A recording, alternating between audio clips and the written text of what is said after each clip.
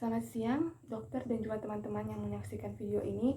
Perkenalkan, saya Gabriela Syira di Permata Siringan dengan NIM 10-2018-091 akan melakukan simulasi tes urinalisa, pemangkatan urin, dan juga tes kehamilan. Baik, izinkan saya untuk memulainya. Makroskopik urin, kita lihat kejernihannya dan warnanya. Di sini tampak jernih, warna sedikit kuning. Kita lakukan tes pemangkatan urin, di mana terlebih dahulu kita mempersiapkan alat dan bahan berupa gelas ukur, kemudian uronometer, kemudian sampel urin 24 jam yang kita bagi secara 4 bagian. Kemudian kita masukkan urin ke dalam gelas ukur sekitar urin 100 cc. Jika urinnya ini tidak sampai 100 cc atau lebih kurang dari 50 cc, kita dapat lakukan pengenceran dengan pengenceran 2 kali dari cc awalnya. Kemudian kita masukkan uronometer ke dalamnya dan lihat skala di uronometernya. Normalnya pada urin itu volume semakin lama volumenya semakin sedikit dan berat jenisnya semakin lama semakin meningkat. Kemudian kita lakukan lagi pada urin sampel kedua sama seperti tadi. Kemudian kita lakukan urin sampel ketiga dan juga sampel keempat.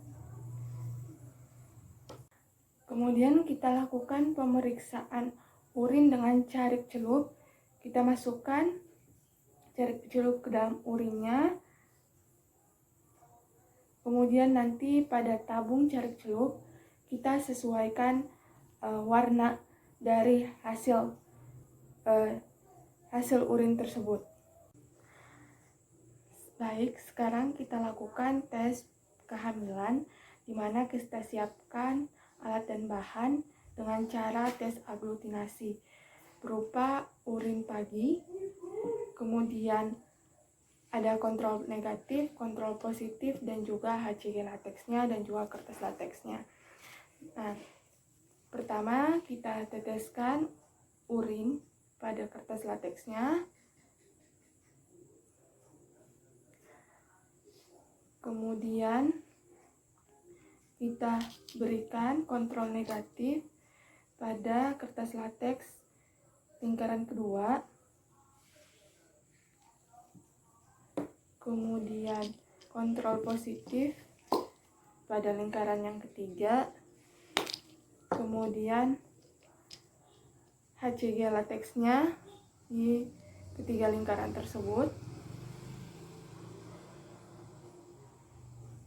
Setelah itu kita lihat apakah terjadi aglutinasi apa tidak. Dalam percobaan ini tidak terjadi aglutinasi, berarti tes kehamilan negatif. Jika terjadi aglutinasi, kemungkinan adanya tes kehamilan positif.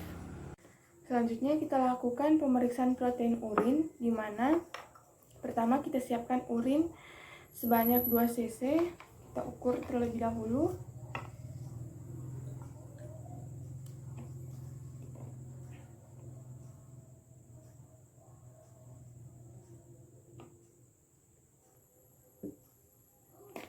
Selanjutnya kita masukkan ke dalam tabung. Sebaiknya kita siapkan 2 tabung. Untuk tabung satunya kita jadikan sebagai kontrol. Kemudian kita tambahkan asam sulfosalisilat sebanyak 8 tetes. Kemudian kita panaskan. Kita lihat apakah terjadi adanya perubahan apa tidak. Jika jika tidak ada perubahan, berarti proteinurianya negatif. Baik, selanjutnya kita lakukan pemeriksaan protein urin dengan asam asetat 6%, di mana kita siapkan urin 3/4 tabung, kemudian kita tambahkan dengan asam asetat 2-3 tetes. Kemudian kita panaskan bagian permukaan tabung. Terus kita lihat, kita bandingkan antara dasar dan juga bagian permukaan tabung, apakah terjadi kekeruhan, terjadi perbedaan antara dasar dan juga permukaan. Jika tidak ada perubahan, protein negatif. Baik, kita lakukan pemeriksaan protein secara kuantitatif dengan cara ESBA, di mana pertama kita masukkan urin, sampel urin ini ke dalam tabung ukur hingga batas U. Kemudian kita masukkan cairan ESBA hingga batas R. Kita lihat apakah terjadi perubahan apa tidak. Selanjutnya kita lakukan pemeriksaan reduksi urin. Pertama kita masukkan reagen Benedict sebanyak 5 cc atau 1/4 dari tabung reaksi. Kemudian kita teteskan urin sebanyak 8 tetes, kita masukkan.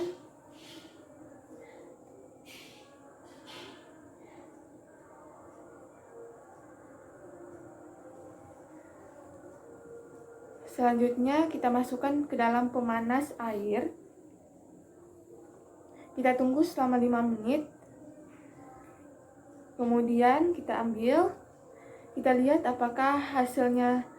Kalau negatif dia akan berwarna biru, kalau positif 1 dia akan berwarna sedikit kehijauan, positif 2 hijau keruh, positif 3 itu dia sudah menguning, positif 4 sudah tampak ada merah bata.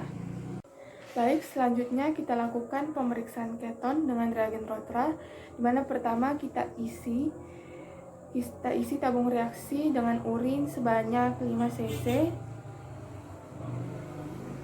Kemudian kita tambahkan reagen Rotra sekitar seujung sendok saja. Kemudian kita masukkan amonium hidroksida pekat. Kita tidak teteskan langsung seperti ini, tapi melalui pinggir-pinggir dari tabung reaksi. Kemudian kita tunggu hingga kurang lebih 3 menit. Jika hasilnya positif, maka ditemukan adanya cincin berwarna ungu. Hasil negatif tidak ditemukan adanya cincin berwarna. Baik, selanjutnya kita lakukan pemeriksaan keton dengan reagen Gerhardt, di mana urin kita tambahkan dengan reagen Gerhardt.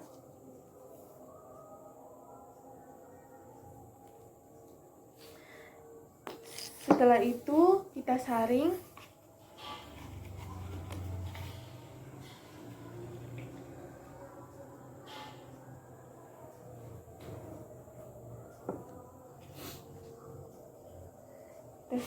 Kemudian kita tambahkan reagen Gerhardt.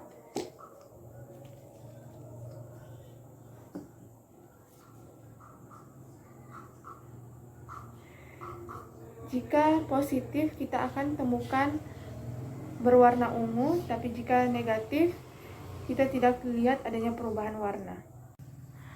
Selanjutnya, kita lakukan uji bilirubin urin dengan memasukkan urin sebanyak 5 cc.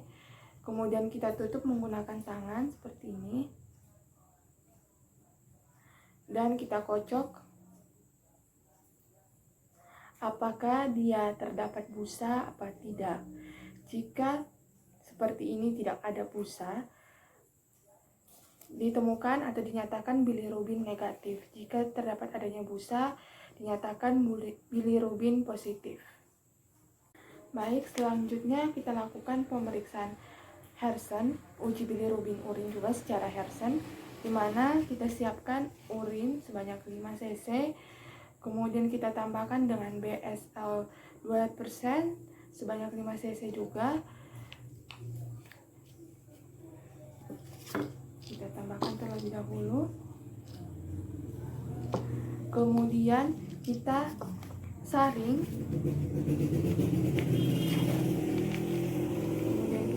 Menggunakan kertas saring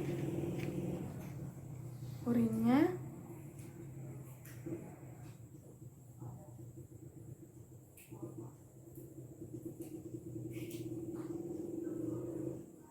Kemudian kita tambahkan forset ke kertas saringnya.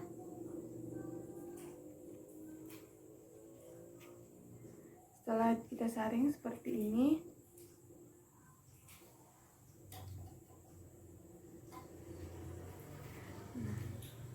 kertas saringnya ini kita tambahkan forset.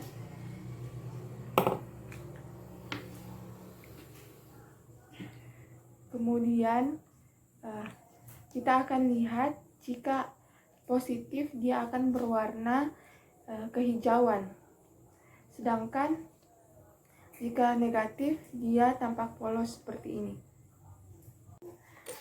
Sekarang kita lakukan pemeriksaan urobilinogen dengan reagen valence diamond, di mana kita siapkan urin 10 cc, kemudian kita tambahkan dengan reagen valence diamond tadi sekitar 1 cc.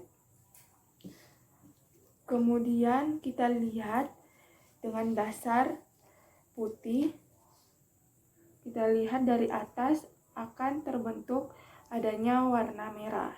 Jika terbentuk warna merah, urobilinogennya positif. Kita lakukan pemeriksaan urobilin urin. Kita siapkan sebanyak 5 cc urin, kita tambahkan lugol beberapa tetes.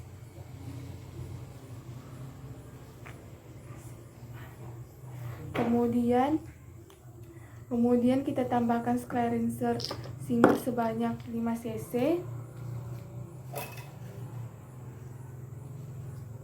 Sebanyak 5 cc. Kemudian kita saring.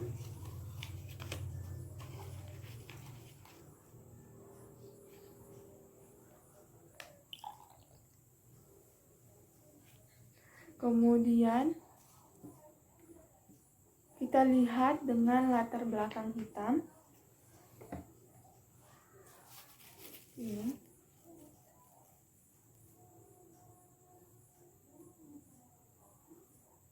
seperti kurang jelas. Jika dilihat secara jelas, kita bisa lihat adanya fluoresensi positif.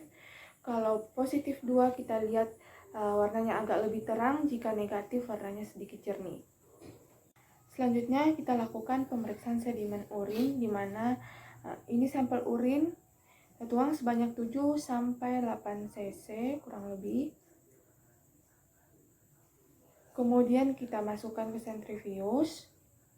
Kita tunggu sampai 5-10 menit. Kemudian kita tuangkan secara perlahan. Kita ambil endapan urin yang tertinggal sekitar 1 cc. Kita buang secara perlahan.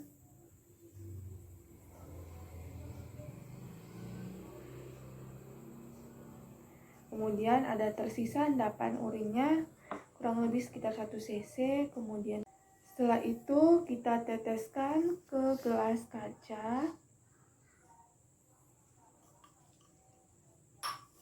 Kemudian kita lihat dengan mikroskop, di mana kondensornya diturunkan, diafragmanya ditutup. Kita lihat dari pembesaran 10 kali, kemudian pembesaran 20 kali, yang kita lihat berupa epitel, cylinders, eritrosit, leukosit, ataupun kristal. Baik, sekian dari video simulasi yang saya dapat lakukan. Terima kasih, selamat siang.